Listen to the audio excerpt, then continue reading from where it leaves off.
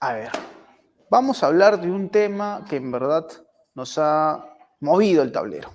Rusia ha sacudido el tablero. Justo cuando Israel estudiaba su próximo movimiento,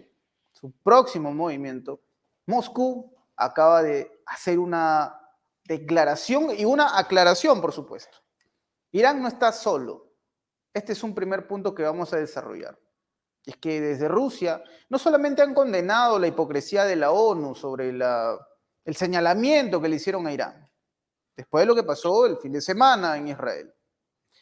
Desde Rusia también han puesto en jaque a la embajadora de Israel, quien quiso poner en aprietos a Vladimir Putin y comprometerlo a hacer una declaración en contra de la nación persa. Nada de esto pasó. El último contraataque de Irán a Israel va marcando líneas. Los grises parecen no tener lugar en esta contienda y Rusia lo está reconociendo de esta manera. En Medio Oriente, señores, está el rojo vivo. Y para hablar de esto, tenemos un invitado de lujo, una persona a la que yo aprecio y que seguramente el público de Prensa Alternativa también, un invitado de lujo. Fernando Moragón, en su rol de analista internacional, nos va a dar su mirada de este tema del que se ha hablado a más no poder en nuestro canal. Fernando, bienvenido a Prensa Alternativa y muchas gracias por tu disponibilidad. Muchas gracias a vosotros por invitarme. Ya sabéis que esto es estar en Prensa Alternativa es estar como en casa. O sea que para mí pues eso, un enorme placer. Muchas gracias, Fernando, por esas palabras. Tú sabes que eres bienvenido siempre en nuestra casa, que también es tu casa. Entonces, ya que estamos en esa confianza, Fernando, vamos a hablar de lo que ha pasado el fin de semana. Obviamente no va a ser una noticia si es que desarrollamos los sucesos, ¿no? Sabemos que Irán envió misiles y drones, se dice que más de 300, y desde Israel han minimizado las cosas, dicen que fue apenas el 1% lo que impactó en su territorio. Pero más allá de eso, aparece un actor del que pocos han hablado en este momento, Rusia. Rusia en una posición firme y muy marcada en favor de Teherán. No solamente por lo que dijo María Sayarova, la portavoz de la Cancillería. Recordemos que la embajadora de Israel en Rusia, no estamos hablando de cualquier persona, ¿no? Estamos hablando, por supuesto, de Simona Halperin, había criticado el tono tibio, dijo ella, respecto a Rusia una vez que Irán envió el contraataque a Israel, ¿no? Sayarova le dijo, señora Simona, doña Simona, ¿y dónde estuvieron ustedes cuando Kiev nos atacó a nosotros? ¿Dónde estuvo la condena de Israel? Pareciese que estamos a mano. No solamente eso, también desde la ONU, Rusia ha condenado un hecho bastante llamativo. El Consejo de Seguridad pone bajo la lupa a Irán por lo que ocurrió en Israel, pero no dijo nada de lo que pasó en Damasco. Impresiones, Fernando, sobre esta posición marcadísima de Rusia respecto a estas diferencias entre Irán e Israel. Hombre, está claro, ¿no? Una cosa es que en Rusia, digamos que esté centrada en el tema de Ucrania y no tenga ninguna intención de abrir nuevos frentes ni buscarse, digamos, nuevos enemigos o algo así. No, eso es obvio. Pero no olvidemos, Rusia lleva ya muchos años en Siria, tiene bases en Siria. Rusia e Israel, por ejemplo, tenían acuerdos no escritos, digamos, para no entrar en confrontación cuando Israel con sus aviones atacaba, por ejemplo, al ejército iraní en Siria. De tal manera que se avisaban y había, digamos, códigos y fórmulas para detectarse que no hubiera una equivocación que pudiera llevar a una escalada. Un derribo de un avión israelí, un derribo de un avión ruso, por ejemplo, ¿no? Quiero decir que esto estamos hablando desde, bueno, prácticamente, bueno, desde los inicios de la operación de Rusia en Siria, se intentó evitar escaladas, ¿no? Bueno, ¿qué es lo que pasa? Que claro, tenemos un Israel ahora mismo en una situación crítica. ¿En qué sentido? Bueno, mucho, pero sobre todo del gobierno de Netanyahu. Resulta que el gobierno de Netanyahu, yo ya lo dije al principio, cuando pasaron el 7 de octubre, cuando Hamas atacó Israel, que las declaraciones, las promesas del gobierno de Netanyahu habían sido un error extraordinario y que ese error les iba a llevar a la derrota, como estamos viendo. es que no se puede hacer una respuesta en caliente, quiero decir, o aunque sea verbal. Y esto lo van a pagar no solo el gobierno de Netanyahu y el propio Netanyahu, sino en general la sociedad israelí por esas decisiones absolutamente absurdas. Bien, ¿a qué me refiero en concreto? Lo que vimos, es decir, lo que vimos es básicamente el producto de la desesperación del primer ministro Benjamín Netanyahu y de su gobierno, que no han conseguido ninguno de los objetivos hasta ahora que proclamaban a los cuatro vientos los primeros días, ¿no? No han conquistado toda Gaza, como decían, e iban a acabar con todos los miembros de Hamas. Eso no se ha producido. De hecho, se ha pospuesto una vez más por parte de los israelíes el ataque sobre Rafah, por poner un caso. Al final, han pasado ya, no sé si son 7 meses, me parece, 6 o 7 meses desde los ataques, y la impresión que da es de un Israel estancado que no ha cumplido esas promesas grandilocuentes que eran imposibles de cumplir, de tomar Gaza y acabar con todo Hamas, pero es que además en el norte Hezbollah ha sido muy hábil para mantener abierto un frente de una intensidad baja-media, pero que obligara a una parte del ejército israelí notable a estar allí. El resultado de eso es que una parte importante del ejército israelí no puede actuar en otros sitios, en otras partes de Israel o en Gaza o en Cisjordania, y además tiene unos colonos que estaban allí, unos 200.000, que han tenido que irse y que están protestando, diciendo yo quiero volver a mi casa, ¿qué están ustedes haciendo? Que ya han pasado unos meses, es decir, presión social por un lado, presión social por otra. No olvidemos, otra de las promesas incumplidas del gobierno de Netanyahu, rescataremos a los rehenes. De hecho, no han rescatado ningún rehén. Los únicos rehenes que han sido liberados ha sido por un acuerdo de intercambio. No lo olvidemos. Y mucho me temo que al gobierno de Netanyahu y al propio Netanyahu les importa más bien poco el tema de los rehenes. No olvidemos que Netanyahu y su gobierno de extremistas, sionistas, tienen un objetivo que ha sido declarado muchas veces, que es el de expulsar a los palestinos de Gaza de Gaza. Es decir, expulsarlos a Quito. Como eso no ha sido posible, están ahora mismo en una situación que no tiene solución para ellos, solución buena. Es decir, ante esa situación, lo que estamos viendo es que los propios israelíes ya no se creen las promesas del gobierno de Netanyahu, y las protestas, por ejemplo, contra el gobierno de Netanyahu en el tema de los refugiados son mayores, incluso frente de su casa. Es decir, porque ya desconfían y piensan que Netanyahu jamás va a proceder a un intercambio para que los refugiados vuelvan. Pero vamos aún más. Ya se empieza a notar la crisis económica producida primero por la movilización general de más de 300 y pico mil personas, que al final tuvieron que desmovilizar porque eran personas que estaban trabajando, personas jóvenes, en todo tipo de industrias, y eso dejaba al descubierto un montón de puestos laborales que no podían ser suplidos porque no hay más gente. Al mismo tiempo, el ataque yemení contra el estrecho de Bab el-Mandeb, contra los barcos que son israelíes o que van con cargamentos hacia Israel o de Israel, han destrozado la economía del sur, del puerto de Eilat, en donde prácticamente ya no llegan barcos. Pero es que hay más. Es decir, del desastre que ha generado Netanyahu y su gobierno para ellos mismos, es decir, para los propios israelíes. Fíjate que no estamos hablando de los palestinos por el momento. Claro, es decir, ellos ahora mismo se encuentran con que la población, ante una guerra que les prometían iba a ser contundente y rápida, ni es contundente ni es rápida, y están pidiendo elecciones. Es decir, todos sabemos que en el momento que haya elecciones en Israel, pues no sé quién ganará, pero sé quién va a perder. Netanyahu y su gobierno. Netanyahu Sí. es un cadáver político, y él lo sabe. Es un cadáver político.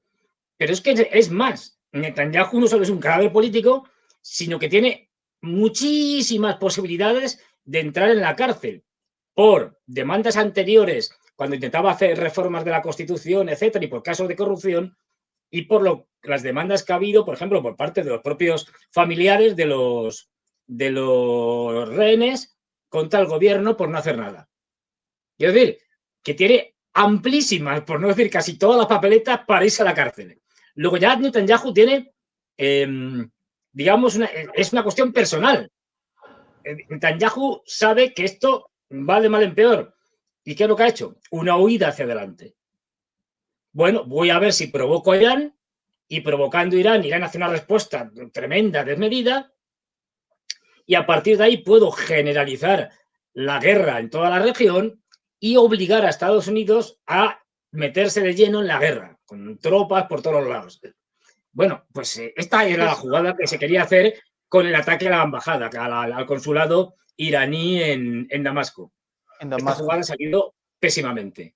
Y entonces, Fernando, con lo que tú comentas, damos por sentado que sí o sí habrá respuesta. O sea, no sabemos qué proporción, no sabemos cuál será el objetivo de Israel, pero es verdad, cuando hablas de esta situación que vive actualmente Netanyahu, entendemos que sí, el hecho de que haya en ciernes un conflicto, que la situación se vuelva crítica, obliga, por supuesto, y tal y como está pasando en Ucrania, por ejemplo, a que haya una comunión, digamos, ¿no? Y desde luego también una posibilidad de que Netanyahu se atornille en el poder. Pero entonces eso explica también que sí, habrá una respuesta de Israel. La gran pregunta, Fernando, es, y desde luego yo me baso más que todo en tu experiencia, en tu conocimiento, ¿qué es lo que va a hacer Israel? Se habló, tú recordarás cuando ocurrió lo que ocurrió el fin de semana, desde Israel dijeron vamos a provocar un terremoto en Irán. Un terremoto, hablamos de algo contundente, ¿no? Sí. Desde luego también entendemos que para hablar de esa manera es porque se sintieron tocados, dañados, más allá que luego trataron de minimizar los ataques de Irán, o contraataque de Irán, mejor dicho, basándonos en la cronología de hechos. Pero entonces, con un Netanyahu decidido a que arda el Medio Oriente para estabilizarse y quedarse en el poder, ¿qué decisión crees que tomará Israel o qué tipo de respuesta crees que pueda tomar Israel? A ver, este es la gran incógnita, ¿no? La gran incertidumbre, porque no estamos hablando de actores racionales, estamos hablando de una gente muy ideologizada, de los sionistas, es decir, de una gente seguidora de Jabotinsky, es decir, que llaman sionismo revisionista, una gente muy fanatizada, con lo cual yo he leído incluso algunos textos de esta gente diciendo que, oye, pues si hay que lanzarse a un ataque nuclear global, aunque muramos todos los israelíes, pero bien, es el apocalipsis y tal, no pasa nada. Es decir, estamos hablando de una gente muy fanatizada, con la que no es fácil emprender unas negociaciones racionales. Pero lo que sí son conscientes es que para sobrevivir y para hacer cualquier cosa ahora mismo, Israel depende de Estados Unidos. Completamente. Y los demócratas, a los demócratas les están creando muchos problemas, porque nos vamos acercando cada vez más a los momentos culminantes de la carrera electoral, y esto no solo no acaba, sino que encima Netanyahu quiere extenderlo. Y eso los demócratas no lo quieren para nada. Fíjate, si en Ucrania están diciendo, bueno, vamos a ver si podemos hacer que los ucranianos aguanten hasta después de las elecciones, y luego ya, una vez pasadas las elecciones, nos desentendemos del tema. Aquí lo que no quiere ahora Estados Unidos es una guerra ya, digamos, regional en todo Oriente Medio, con tropas norteamericanas participando a diestro y siniestro. O sea, eso es una derrota electoral segura de Biden. Así de claro. Y no solo olvidemos que también hay una población árabe importante en Estados Unidos que no lo ve muy, muy bien, y que no olvidemos también, hay una parte del Partido Demócrata, de los votantes del Partido Demócrata, que es pro-Palestina.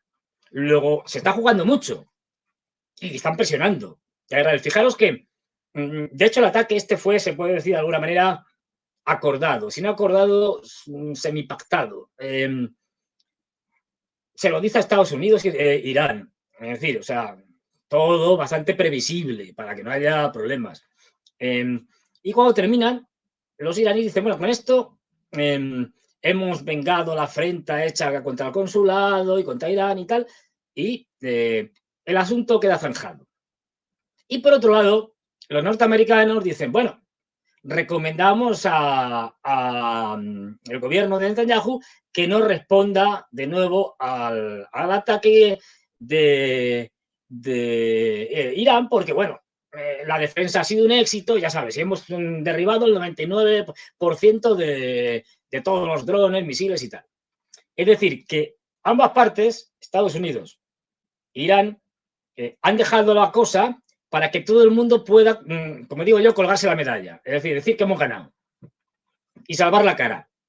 Ahora bien, ya digo, la incertidumbre es por dónde tirará Israel. Yo creo que la presión de Estados Unidos, fíjate que al principio empezaban diciendo, no, esto tendrá consecuencias, tal, no sé qué, iban a reaccionar otra vez, vamos, en caliente, y ya dijeron, bueno, no, vamos a pensarlo, tal, vamos a debatirlo, no está claro.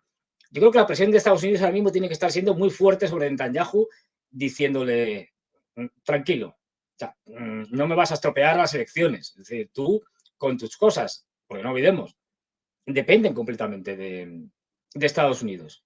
O sea, ahora mismo Estados Unidos, si retira su apoyo, Israel no dura, vamos, nada, porque luego hay otra cosa.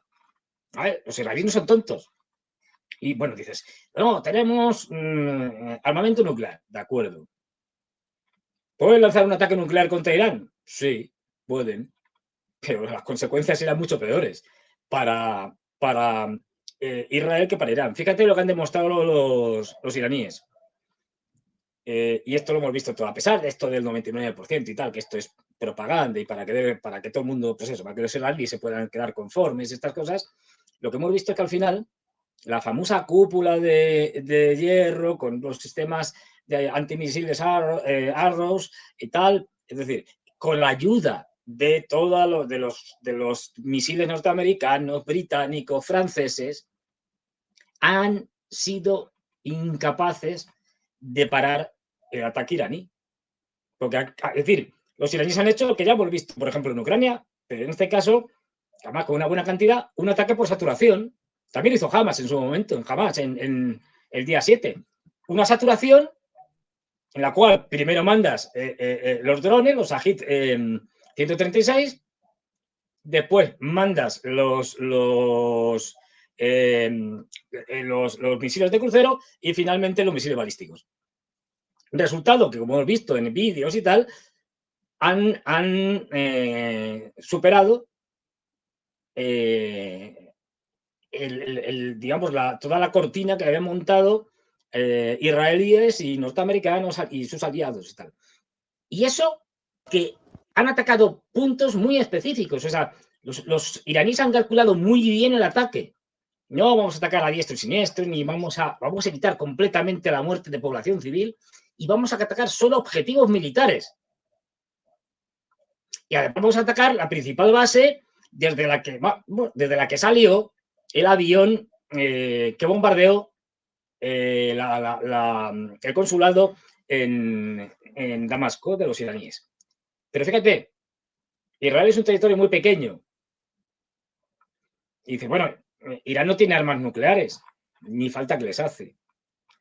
Han demostrado que si quieren, la central nuclear de Dimona, que está en el desierto del Negev, al sur, la pueden bombardear y es como si fuera una bomba nuclear. De facto elimina a Israel, porque es muy pequeño y solamente la radiación acabaría con el Estado de Israel, Fernando, es verdad que con los palestinos. Pero quiero decir, fíjate sí, las opciones que tienen. Es decir, que lo que ha demostrado Irán es que, cuidado, ya no somos un país al que podéis atacar alegremente sin ningún tipo de problemas. Si nos atacáis de manera contundente, las consecuencias pueden ser devastadoras para Israel. Lo que hablabas, porque ese es un punto importante. nosotros hemos hablado respecto de lo que mencionaste en este instante, Sí. este blanco fácil que se vuelve esta central nuclear de Israel. Y ojo que es una información que llega desde los propios medios israelíes, ¿eh?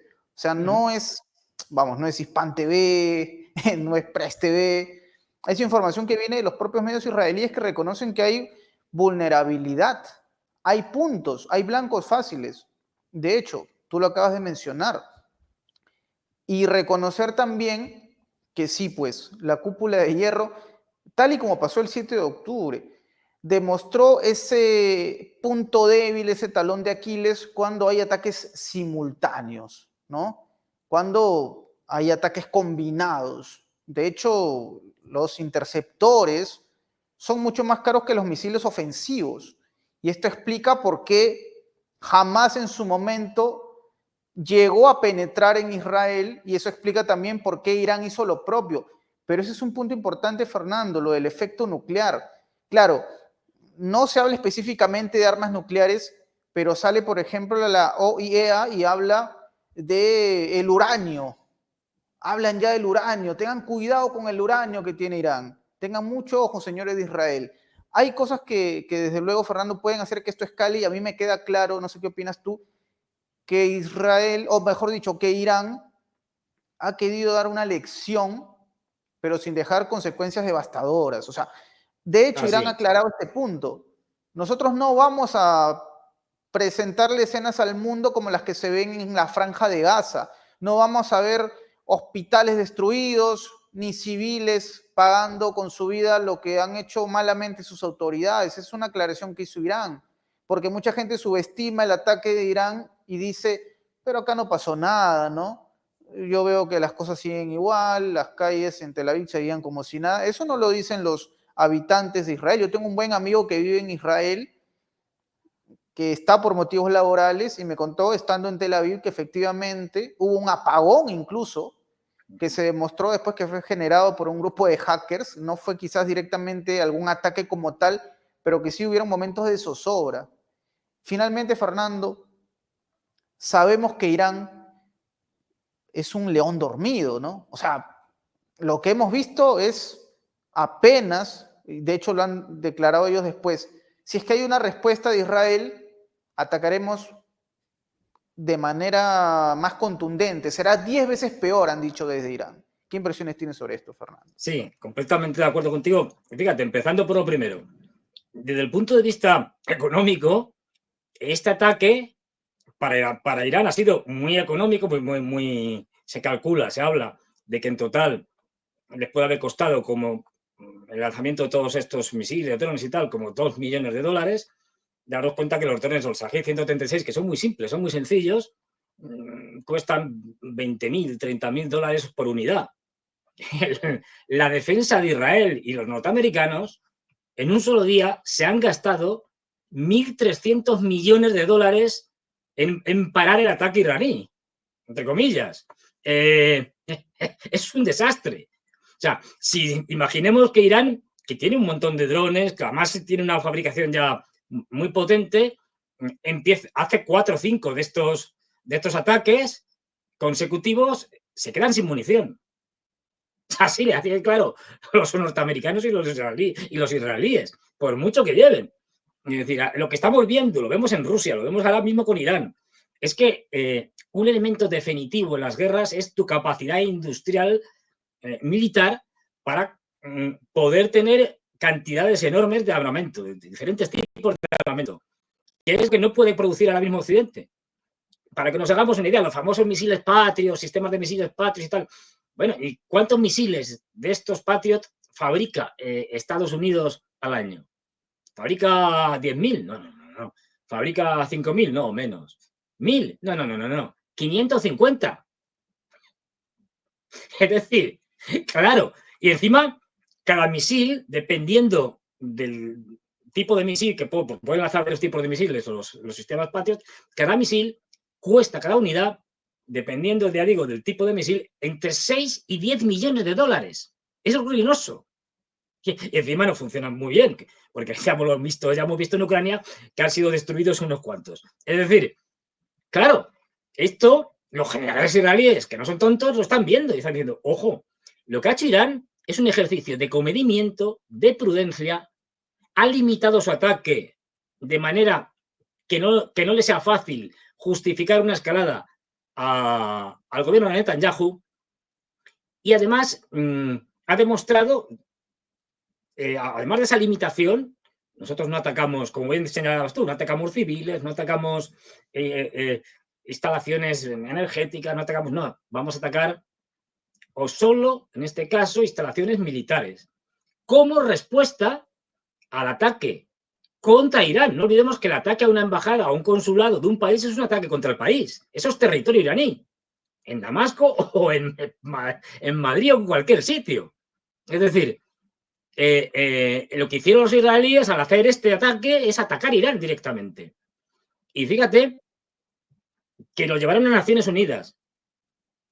Y como en Naciones Unidas los impresentables de los norteamericanos, británicos y franceses no condenaron, no hicieron absolutamente nada y vetaron todo, es decir, entonces Irán dijo, por el artículo 52 de la Carta de Naciones Unidas, estoy legitimado, puesto que Naciones Unidas ha negado, el Consejo de Seguridad se ha negado a hacer nada al respecto, estoy legitimado para mi autodefensa y para responder al ataque sufrido por Irán por parte de Israel. Y todo, fíjate, primero fueron en busca del derecho internacional, del amparo del derecho internacional.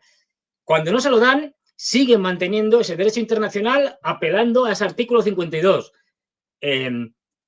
Hacen unos objetivos muy limitados, son objetivos militares. Consiguen eso, penetrar. Su intención no era arrasar esos objetivos militares, era que quedara claro la señal de que tienen la capacidad y el poder para destrozar Israel.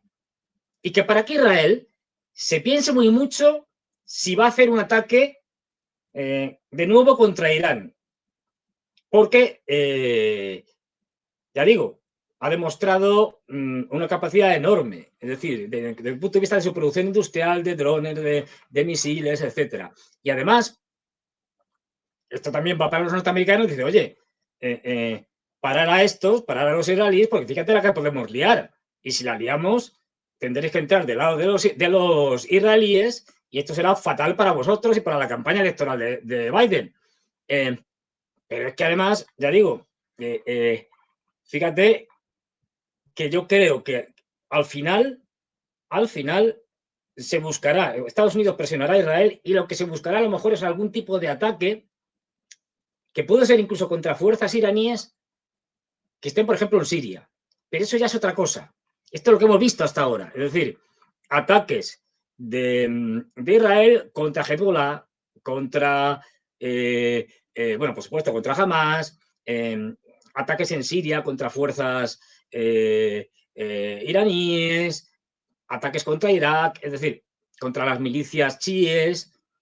Esto no va a escalar necesariamente. Esto se puede hacer, digamos, valga la expresión, se puede hacer y te van a responder pues, con cosas parecidas, como ha pasado hasta ahora. Seguramente harán alguna cosa de estas de tal manera que, bueno, se queden satisfechos los israelíes, más o menos, pero se evite esa escalada que no quieren Estados Unidos, que no quiere Irán, que no quiere Rusia y que no quiere China. No olvidemos, por citar a los que, digamos, parten el bacalao, a los que mandan en un sentido y el otro. El respaldo, digamos, claro. Discreto, pero claro, de China y especialmente de Rusia a Irán, es obvio. Y además, ya conocemos desde el año pasado las relaciones desde el punto de vista armamentístico entre Irán y Rusia. Como Irán les vendió drones a los rusos, como a cambio, seguramente esos misiles hipersónicos de los que se especula que pudieron haber caído en estas bases, pues seguramente esa tecnología habrá sido finalmente completada con la ayuda de Rusia. Nada de extrañar.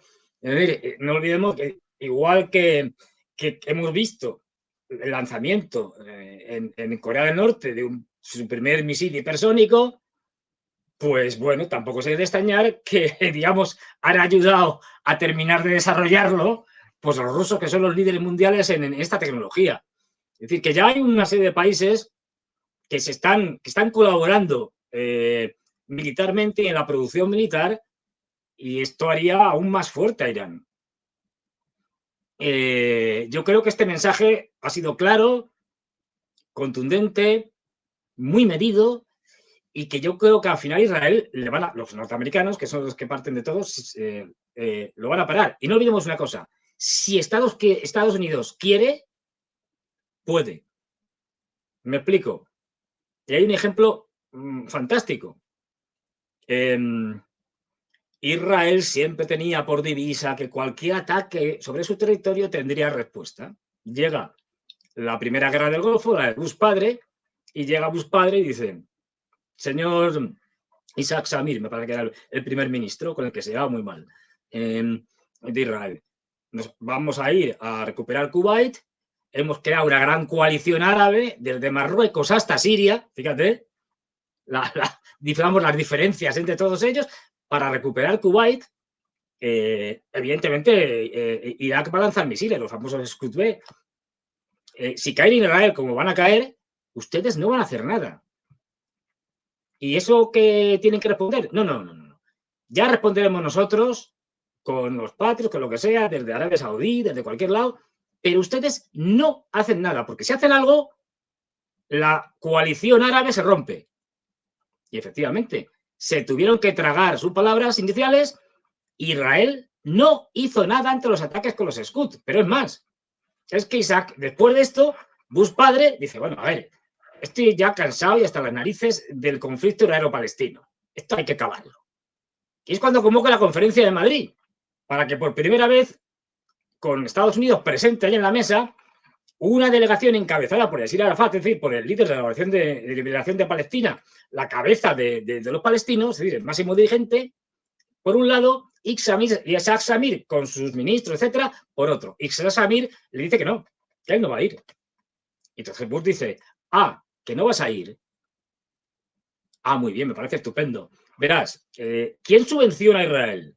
¿Quién subvenciona el armamento a Israel? Y no solo el armamento, muchas más cosas, que os damos muchos miles de millones de dólares anualmente. Estados Unidos. Pues si no vas, se acabó la subvención. Y claro que fue Isaac Samir, pero corriendo. Es decir, aquí hay que hacer una demanda clara por parte de esto que llaman la comunidad internacional, que bueno, en fin, es un poco de risa. Pero bueno, pero por parte de los países más o menos serios, y no por la panda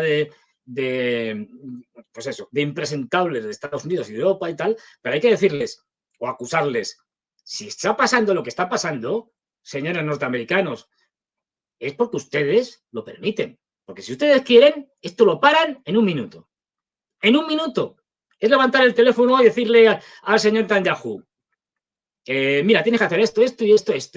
Si no, te corto todo el suministro de armamento y te corto todo el suministro financiero y de todo tipo.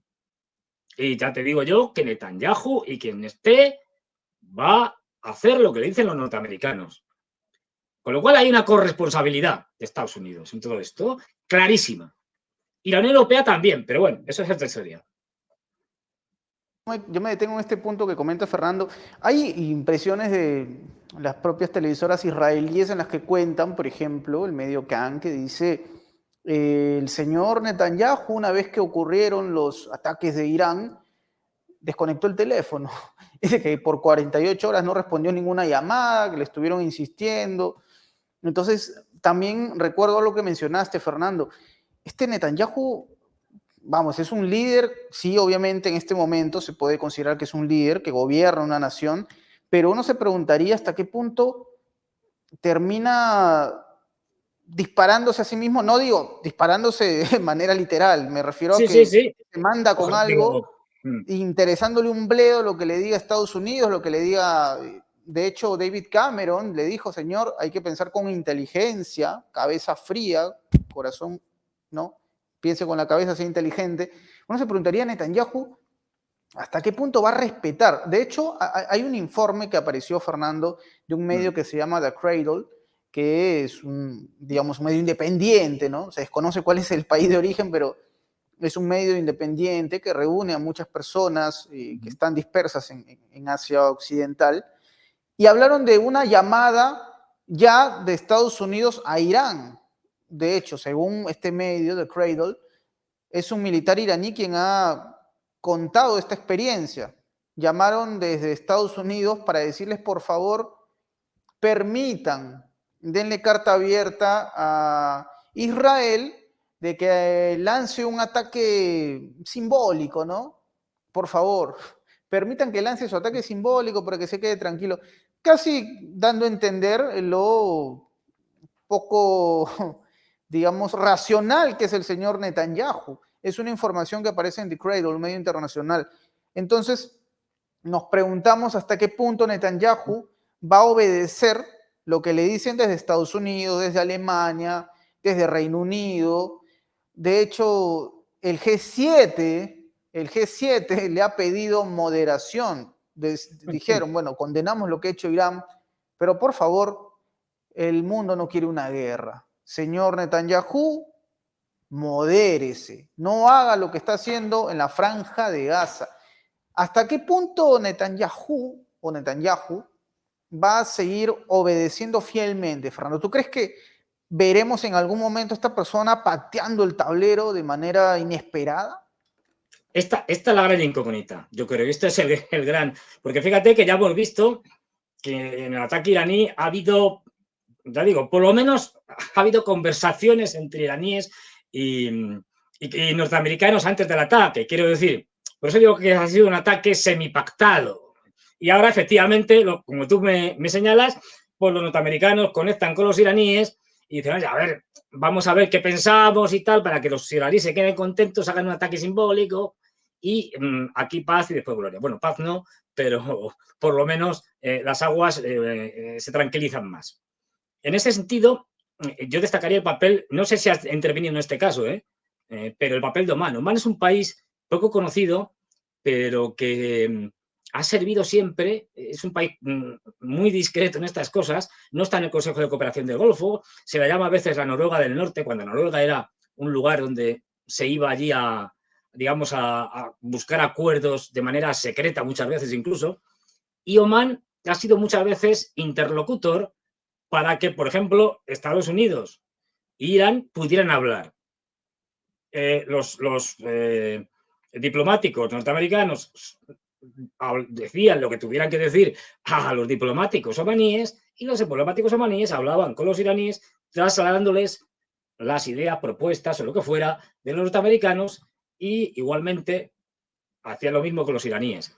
Es decir, país que no sé si en este caso ha sido utilizado, pero que frecuentemente es muy usado y desempeña un papel clave para evitar justamente escaladas. Y ahí la clave está. Por lo tanto, tenemos que Irán y Estados Unidos, bueno, pueden llegar a algún tipo de consenso para que la cosa no suba, porque no les interesa que escale a ninguno de los dos. Se puede buscar alguna, pues como decíamos antes, algún ataque simbólico, alguna cosa, que ataquen no directamente a Irán, sino a fuerzas iraníes en Siria. En fin, ya se vería.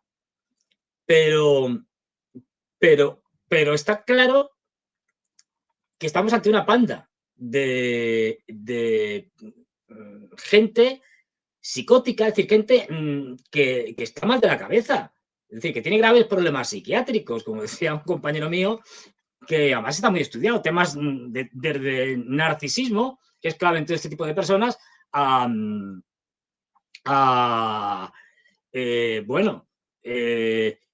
disonancia cognitiva, problemas, bueno, muchos de ellos directamente psicóticos, pues tienen problemas de empatía gravísimos, es decir, y además es una gente que está fanatizada, que son unos fanáticos, que tienen una, vamos a llamarla, entre comillas, religión, el sionismo, que es una mezcla de religión con nacionalismo, que hace una cosa extraña, ¿no? Y que les ha dicho directamente que la tierra prometida a los israelíes es la actual, vamos, es Palestina, y que Por tanto, todo está permitido para permanecer allí.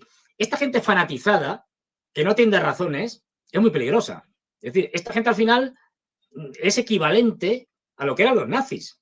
Los nazis tienen un componente ideológico que les impedía llegar a acuerdos racionales. Estaban perdiendo la guerra. Es decir, pero la guerra no la estaban perdiendo en el 45 ni en el 44.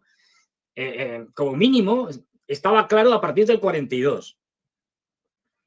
No hubo manera. Es decir, esta gente, por ejemplo, cuando entran en la Unión Soviética, la Operación Barbarroja, podían haber entrado presentándose como liberadores de la, digamos, entre comillas, tiranía stalinista y tal, y abriendo, digamos, dando espacios de libertad tal, a las zonas que iban conquistando. No lo hicieron. Lo que se dedicaron es a hacer masacres. ¿Por qué? Porque no cabía dentro de la ideología nazi que un pueblo, por ellos considerado como inferior, los pueblos eslavos, pudiera hacerse algún tipo de, ni siquiera de estrategia, aunque fuera falsa. Había que o bien exterminarlos o convertirlos en esclavos, que era el futuro de los eslavos en el orden, en el nuevo orden mundial del rey de los 1000 años. Pues pasa igual con esta gente. Es decir, es que hay ciertas cosas que para ellos es un sacrilegio. Entonces, esta es la peligrosidad de los sionistas radicales que están en el poder. ¿Qué puedes negociar con tipos como Ben-Gvir, como Smotrich, que te están diciendo claramente que hay que exterminar a los palestinos? ¿Exterminar? Claro, esta gente está dispuesta a cualquier barbaridad. Ahí es donde tiene que presionar y presionar con toda fuerza quien pueda hacerlo, que es Estados Unidos, y tomar las medidas contundentes que haga falta. Es decir, porque esta es la gran incógnita. Yo espero, porque no solo es el gobierno israelí, los sionistas de su gobierno, esta panda de fanáticos radicales descerebrados, sino que hay todo un entramado militar y tal que tienen más, o los políticos de la oposición, es decir, bueno, que pueden decir, señores, no estamos dispuestos a sacrificar a Israel en una aventura que va a acabar mal. Es decir, espero que eso se consiga, pero efectivamente es la gran incógnita. ¿Qué harán? ¿Qué hará el gobierno de Netanyahu cuando la derrota de Israel, no ya solo esto, la derrota de Israel sea ya tan clara que todo el mundo la dé como inevitable y que, por lo tanto, le obliguen a negociar algún tipo de acuerdo de negociación en el que van a tener que aceptar las reivindicaciones palestinas? Algo a lo que se han negado siempre los sionistas. Ojo, este es el gran problema, y ahí no sabemos, es una incógnita. No sabemos cómo van a reaccionar, ni siquiera cómo va a reaccionar la clase política israelí en su conjunto, los militares en su conjunto. Los militares harán, si ven que este gobierno ya está completamente fuera de sus casillas, es decir, completamente enloquecido, incluso depondrían a este gobierno. No lo sé. No lo sé. Fernando, dentro de este análisis, después de lo que se ha estado conversando, ¿cabe la posibilidad de que este Netanyahu esté subestimando lo que implica Irán? ¿Está subestimando a sus enemigos? ¿Es un Netanyahu que está en una situación poniéndose una venda en los ojos y no quiere advertir lo que se le puede venir? Probablemente sí, hasta hace poco, digamos, hasta por lo menos hasta ayer, vamos, hasta el ataque del domingo.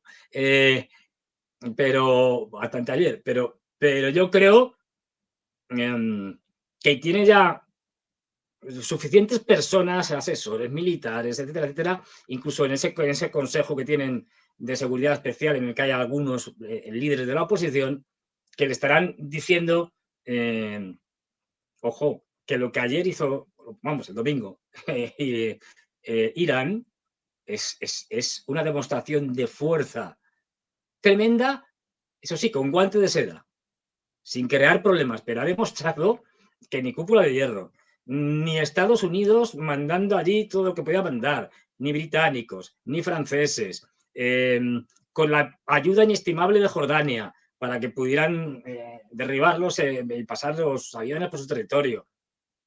No ha habido manera. No ha habido manera. Y es un solo ataque. ¿Y si esto lo repiten mañana? ¿Y pasado mañana? Es decir, yo creo que hay gente, y espero, lo suficientemente razonable para que al señor Netanyahu le hagan de decir, vamos a ver, señor Netanyahu, vamos a reflexionar. No tome decisiones en caliente. De hecho, fijaros, si mal no recuerdo, desde el ataque al consulado en Damasco, Irán se toma 12 días, me parece que son, hasta el ataque del domingo. No lanza un ataque así en caliente, ¿no? Se lo piensa, lo estudia, ve qué objetivos puede atacar, ve cómo puede evitar la escalada, es decir, está muy bien pensado, está muy bien elaborado.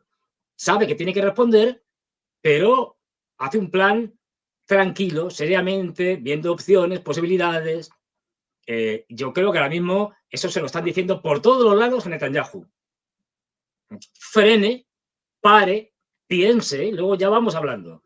Pero por el momento pare, que es lo que está haciendo. Al final, por mucho que digan, tal, no sé qué, por el momento Israel ha parado. Yo espero que esa presión, al final, vamos, deseo por lo menos, que frene cualquier tipo de escalada de Netanyahu, ya digo, porque ahora mismo incluso el apoyo fundamental de Estados Unidos le va a poner muchos problemas. Ya se ha hecho público. Cuando estas cosas se hacen públicas, es decir, es justamente para que todo el mundo tenga claro que se le está dando una señal a Netanyahu y a su gobierno. Es decir, cuando se dice que Biden ha hablado con Netanyahu y tal por teléfono, le ha dicho moderación, cuidado, no es el momento de hacer respuestas que puedan llevar a una escalada, cuando tal, te lo dicen un montón de medios de comunicación norteamericanos, es decir, que al servicio de Estados Unidos, obviamente. Bueno, ya le están diciendo, no solo al gobierno de Netanyahu y a Netanyahu, sino dejando claro a todo el mundo, y a ver, que hasta aquí hemos llegado. Es decir, que señor Netanyahu, podemos admitir incluso, fíjate, la barbaridad. Pero bueno, o sea, los norteamericanos siempre han tenido problemas en eso, los anglosajones también en general, como los británicos, etc. Mira, usted puede masacrar, a pesar de la caída de popularidad tremenda de Israel y también de Estados Unidos, digamos, usted puede masacrar palestinos como lo está haciendo, ¿no? A ver, debería parar, ¿no? Ya ha matado bastantes, ya llevan más de 32.000, pero bueno, le dejamos hacer mucho, pero no le vamos a dejar hacer todo, porque ya llegamos a un momento en que los propios intereses de Estados Unidos se ven extremadamente perjudicados. Y ahí es donde yo creo que se le puede parar. Pero ya digo, el único que le puede parar es Estados Unidos, eso está claro. Ahora bien, también Rusia, de que no sabemos que está por ahí, es decir, también Rusia les puede mandar un mensaje diciendo, ustedes verán, pero si escalan, no podemos saber las consecuencias que eso tendrá, que es una manera diplomática de decir que podríamos responder de alguna manera. No olvidemos que los rusos ya en su momento, cuando se generó esta crisis, y fueron los dos portaaviones, el Eisenhower y no me acuerdo cuál era el otro, al Mediterráneo, con todos sus grupos aeronavales y tal, Putin hizo una jugada maestra en la que, en unas declaraciones públicas, aprovechando, bueno, digamos, el contexto de la guerra de Ucrania, etcétera, dijo, bueno, a partir de ahora, para evitar ataques contra Crimea y tal, no sé qué, contra el puente de Gerson y tal, vamos a tener volando de manera permanente aviones MiG-31 con misiles Kinzhal, que son hipersónicos, Mach 10, y que tienen un alcance de 2.000 kilómetros, que al estar, digamos, patrullando por el Mar Negro, no tenían ningún problema en alcanzar los portaaviones norteamericanos. Y los norteamericanos sabían que si los Kinzhal eran lanzados, sus portaaviones serían hundidos. Con lo cual, le frenó, porque en principio los americanos se lanzaron allí al ataque a ver si pudieran aprovechar al río revuelto, ¿no? El lío, para hacer algún tipo de operación en Siria. Y eso les frenó en seco. Dicen, no, hasta aquí hemos llegado, no, ni hablar, no hacemos nada. Por eso digo que seguramente ahora mismo hay muchas conversaciones y se le está diciendo tanto a Estados Unidos como a Israel que digamos moderación, mucha moderación, porque las consecuencias pueden ser durísimas. Que hasta el propio Donald Trump, de hecho, señaló a Joe Biden, ¿no? Le dijo, bueno, esto no estaría pasando si este fuese mi gobierno. Ha culpado a Biden por los últimos acontecimientos, lo considera responsable por su inacción, entre otras cosas. Pero más allá de eso, hay otro factor que tiene que entrar aquí, Fernando, ya para redondear esta conversación, porque aparentemente es otro de los dolores de cabeza del sionismo, el factor Hezbollah. El factor Hezbollah, cuando ya incluso se habla de ataques masivos de parte de Israel en represalia a lo que pasó con Irán para tratar de debilitar lo que ellos consideran un tentáculo del mundo persa, hablando de lo que significa Hezbollah en este factor, Fernando. ¿Cómo ves, cuál es tu mirada respecto a Hezbollah en lo que va a pasar ahora mismo en este conflicto en Medio Oriente? Hombre, es fundamental. Quiero decir, Hezbollah es la milicia más poderosa del mundo. Así de claro. Y no olvidemos que Hezbollah fue el primer enemigo, en este caso, una milicia libanesa, chiita, pero que no es el ejército libanés, que siempre se ha mantenido oficialmente más o menos al margen dentro de lo que cabe. No olvidemos que en 2006 ocurrió lo que se suele conocer como la guerra de los 33 días, si no lo recuerdo. Es decir, unos ataques de Hezbollah con misiles contra Israel, y un Israel que lanza una campaña por tierra contra Hezbollah en la que comete, igual que ahora ha cometido Netanyahu, desde el primer momento declarar unos objetivos concretos que si no se cumplen, obviamente es que ha fracasado. Y esos, quizá el objetivo fundamental era evitar a toda costa que Hezbollah siguiera lanzando cohetes contra el norte de Israel. Bueno, Hezbollah siguió lanzando cohetes contra el norte de Israel hasta el minuto cero en que se firmó el acuerdo, digamos, de tregua o de, no me acuerdo ya, o de alguna manera de parar los ataques. Es decir, fue una derrota absoluta de Israel porque se marcó un objetivo, en este caso, parar el lanzamiento de cohetes que no cumplió. Luego, si no cumples los objetivos por los que has lanzado una operación militar, ha fracasado. Es decir, ahora Hezbollah es mucho más fuerte que el Hezbollah de 2006, muchísimo más fuerte. Hezbollah es un partido, como sabéis, milicia, chiita, que tiene todo el apoyo prácticamente de los chiitas en el Líbano, que poblacionalmente son mayoría y que ya digo, tiene capacidades prácticamente de un ejército. El almacenamiento por ejemplo, de cohetes, misiles, etcétera. El uso ya de tecnologías muy avanzadas, de drones, etcétera. Muchas de ellas proporcionadas por Irán. Todos sabemos que la relación entre ellos es completa. Es decir, que el reconocimiento, y además yo te lo puedo contar porque he estado por allí. Es decir, tú cuando entras, por ejemplo, desde Siria al Líbano y vas, yo me acuerdo, esto fue hace más de 3 años, cuando las cosas estaban, digamos, más tranquilas, y vas hacia lo que es el centro político, económico, de población de Hezbollah y de los chiíes, el Valle de la Bekaa, y con su capital, Baalbek. Según ibas andando por la autopista, ibas encontrando, colgada de farolas y tal, un cartel de el líder de Hezbollah, de Nasrallah, de Hassan Nasrallah, y otro del líder de la revolución iraní, en este caso de Ali Khamenei. Incluso alguno también del Ayatollah Khomeini. O sea, está claro, no se oculta que hay una relación directa entre ellos.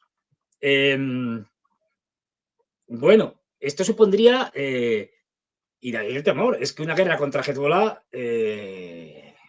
habría que ver, porque sería una guerra proxy que Irán, como está demostrando, podría gestionar muy bien, suministrando armamento vía Siria, vía Irak, vía Siria, y en la que podría, además, llevar a una guerra de desgaste a Israel que terminará hundiéndola. Es decir, cuidado porque Hezbollah, el poder de Hezbollah es muy grande. Y ahí los israelíes ya no pueden lanzar bombas atómicas contra Irán ni este tipo de disparates, de otras cosas, porque si la lanzan, ellos también mueren por la irradiación. Es que no olvidemos, Líbano, un país muy pequeñito, Israel, un pelín más grande, pero también un país muy pequeñito. Son países en los que cualquier cosa que tires, digamos, de carácter nuclear, o como decíamos antes, un ataque contra la central de Dimona, es que afecta a todo el país. No estamos hablando de Rusia o de China o de Estados Unidos, que son muy grandes. Y pues, tiras en un lado y eso, bueno, pues va a afectar a una pequeña parte mínima del país. Aquí no. Entonces, Hezbollah ya ha demostrado que puede ganar a Israel. Luego perfectamente le podría ganar, y más ahora con el apoyo de buena parte de, bueno, con el eje de la resistencia, de que forma parte, y con otros apoyos, directos o indirectos. Es decir, como podría ser incluso Rusia. Es decir, que lo tenemos al lado, no lo olvidemos, que Rusia está en Siria, con bases rusas. Y por lo tanto, es parte de los que tienen algo que decir porque está en Oriente Medio. Así que yo creo que una de las razones por las que los israelíes todavía no han lanzado el proclamado, lo van diciendo desde hace meses, vamos a lanzar un ataque contra Hezbollah, contra el norte, para acabar con Hezbollah y tal, justamente porque no puede, porque saben que eso puede ser un desastre. Y se lo están pensando muy mucho. Y en el caso de hacer una operación, ¿qué operación hacemos? ¿Con qué objetivos? Es decir, y bueno, el hecho es que todavía no se ha pasado esa guerra de mediana intensidad, donde no olvidemos, Hezbollah ha destruido muchos sistemas de vigilancia, tanto radares como cámaras, etcétera, del ejército israelí, con lo cual está cegando en todos los aspectos, tanto a la vista como a los oídos. Ojo, Hezbollah es un enemigo durísimo que además está tan cualificado, incluso más, desde el punto de vista de la práctica, es decir, de la práctica en la propia guerra, como Israel. Yo diría que incluso más, porque ha estado combatiendo del lado del gobierno sirio contra los yihadistas patrocinados por Estados Unidos, europeos varios, y bueno, y algunos países musulmanes que, como hemos visto ahora, con los cuales Irán ha hablado previamente, han mostrado una parsimonia, incluso Arabia Saudí, con el que el ministro de Exteriores iraní había hablado previamente, bueno, pues han mantenido en una posición muy discreta. Algunos incluso como Qatar o Kuwait dijeron en su momento que prohibían volar por su espacio aéreo a fuerzas norteamericanas para atacar Irán o cualquier cosa de estas. No olvidemos, Kuwait y Qatar tienen bases norteamericanas y en el caso de Qatar, allí está el mando central de Estados Unidos para toda la región. No estamos hablando de cualquier sitio. Es decir, Irán antes de hacer todo esto lo ha preparado no solo desde el punto de vista militar, sino desde el punto de vista diplomático. O sea que en ese sentido yo creo que la jugada le ha salido muy bien a Irán, y que Israel debe pensarse muy mucho, porque si lanzan un ataque generalizado, de hecho no lo hacen justamente porque están tratando con locos, es decir, lo que están haciendo es una guerra de desgaste a través del eje de la resistencia, que los israelíes tengan que pelear en Gaza, que tengan que pelear en el norte contra Hezbollah, que tengan el problema de los Houthis y tengan también que interceptar los misiles que llegan de los Houthis, es decir, todo esto les está creando muchos problemas a Israel. Y con esto están jugando muy bien Irán, con esa guerra de desgaste. Bueno, ya digo, hasta el momento, por lo menos, Israel no se ha atrevido a atacar, o sea, a invadir el Líbano para desalojar a Hezbollah de sus posiciones fronterizas. Y si no lo hace, por algo. Así es. Y ya para poder cerrar esta conversación tan interesante, Fernando, no dejo de pensar en lo último que dijiste. No dejo de pensar en este punto importante. ¿Será que los últimos acontecimientos, entre otras cosas también, frenarán la intención de Israel, de Netanyahu, de avanzar en Rafah? Veremos finalmente que esto que ocurrió el fin de semana sea un elemento que haga o que debilite la presencia del sionismo en la franja de Gaza. ¿Cómo ves este panorama, Fernando? Eso ya es más complicado. También hemos visto que Israel lleva tiempo anunciando el famoso ataque contra Rafah y al final no lo han hecho. Por las presiones ahí fundamentalmente de Estados Unidos, que ya digo, que es que, bueno, el tiempo corre y no olvidemos, en verano se nombrarán, a finales del verano se nombran, digamos oficialmente a las convenciones demócrata y republicana los candidatos que van a competir ya oficialmente por cada uno de los partidos, se nombran los vicepresidentes, que todavía no sabemos quiénes serán, y ya entran directamente en carrera electoral los dos candidatos. Israel le queda poco tiempo porque los norteamericanos dicen no nos vais a hacer perder unas elecciones. Vamos, esto está claro. Y al propio Israel no le interesa tampoco enfrentarse ahora contra el Partido Demócrata, aunque pueda haber divisiones, que las hay, ¿no? Como en todos los partidos, y como en todas las administraciones. Esto no hay nada homogéneo. Pero hay, está claro, Estados Unidos le está diciendo que tienen que ir acabando.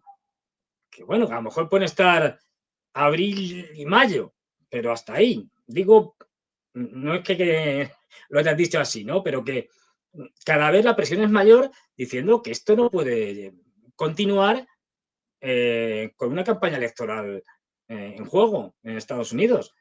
Y yo espero que eso sea suficientemente contundente para que Israel se calme y sobre todo para que otros políticos israelíes terminen, y la propia población, que no olvidemos, que está protestando todos los días prácticamente, ¿eh? No creamos que no lo cuenten, no quiere decir que no pase. Es decir, que quiere unas nuevas elecciones, que está completamente descontenta con el gobierno de Netanyahu, bien sea por una razón o por otra, bien sea porque para unos sea demasiado duro y para otros demasiado blando, me da igual, pero que en cualquier caso no hace más que perder apoyos. Bueno, vamos a ver, porque incluso a lo mejor yo supongo que Estados Unidos estará trabajando con la oposición interna al gobierno de Netanyahu, incluso para hacerle caer si hace falta. Vamos a ver, pero yo creo que los norteamericanos en esto sí que lo tienen claro, ¿no? El gobierno de Biden, sí, con un candidato tan frágil como Biden encima, es decir, no, hasta aquí ya está, y bueno, pues se busca una tregua o algún tipo de digamos, como le llaman ahora, para que no suene tan derrotista, ¿no? Pues como es decir, una pausa, que lo llaman ahora, bueno, pues buscamos una pausa, como si le diéramos al vídeo, ¿no? Para que se detuviera y pues ya cuando pasen las elecciones ya hablamos. Pero ahora hagamos esa pausa. Yo creo que espero que eso se va a imponer. En el caso Biden y Netanyahu tienen mucho en común, siendo bastante realistas. Bastante realistas. Son muy parecidos, ¿eh? No solamente por la ineficacia hacia sus propios ciudadanos, sino también sobre la mirada que tienen sus socios. En fin, Fernando, ha sido una conversación muy, muy enriquecedora. Yo valoro mucho tu aporte y desde luego, tu gentileza. Y me gustaría que nos cuentes dónde te podemos encontrar en YouTube. Sí, que soy un desastre, entre otras cosas. Mira, todos los viernes a las 9 hora aquí de Madrid, ahora os paso un cartelillo, digamos, donde en DMP, todos los viernes hago yo un programa solo, es decir, para que no haya consecuencias secundarias, es decir, donde digo mis cosas y demás, y ahí os doy también los horarios para diferentes áreas de América Latina con diferentes horarios. Ahora las lo 2 de la mando. tarde en Perú, por ejemplo. Claro, claro. Ahí, ahí están puestas todos los horarios de las diferentes partes de América Latina. Se ha puesto justo esa hora para que más o menos todo el mundo pueda verlo en un horario que no sea a las 5 de la mañana. Vamos, es decir, que sea un horario factible, ¿no? Y bueno, ahí me podéis encontrar. Ahora os doy los datos y la imagen esta y cualquier tema, sugerir temas, en fin, hacer un montón de cosas que además pienso hacer y en este próximo viernes vamos a ver si tocamos algunos temas especiales, ¿no? Que nos sirvan para aclarar estas cosas de las que no se suele hablar casi nunca. No quiero develar más porque si no le quito el misterio y claro. esto es como las series, ¿no? Que cuando va el malo y va a atacar al bueno y tal, y justo cuando te parece que va a matarlo, cortan el capítulo y dicen en el próximo capítulo. Bueno, pues eso, ¿no? Continuará. Continuará y te quedas ahí diciendo, yo quiero saber qué pasa. Bueno, Perfecto. pues esto, tenemos alguna sorpresa. No puedo decir más. Gracias, Fernando, por tu gentileza nuevamente. Entonces, ya saben, DMP Geopolítica, 2 de la tarde de Perú, 4 de Argentina los viernes, ¿sí? Vamos a dejar en la descripción el enlace para que usted pueda ir al canal de YouTube, se suscriba también. Finalmente, somos una hermandad acá en YouTube, querido Fernando. Te doy las gracias nuevamente por tu tiempo, querido público. Esto ha sido un programa que esperemos les haya gustado y los invitamos, si es que no están suscritos ni a Prensa Alternativa ni a DMP Geopolítica, suscríbanse, denle me gusta, comenten, compartan los contenidos que hay para todos los gustos. Nos estaremos reencontrando en una próxima oportunidad. Hasta pronto.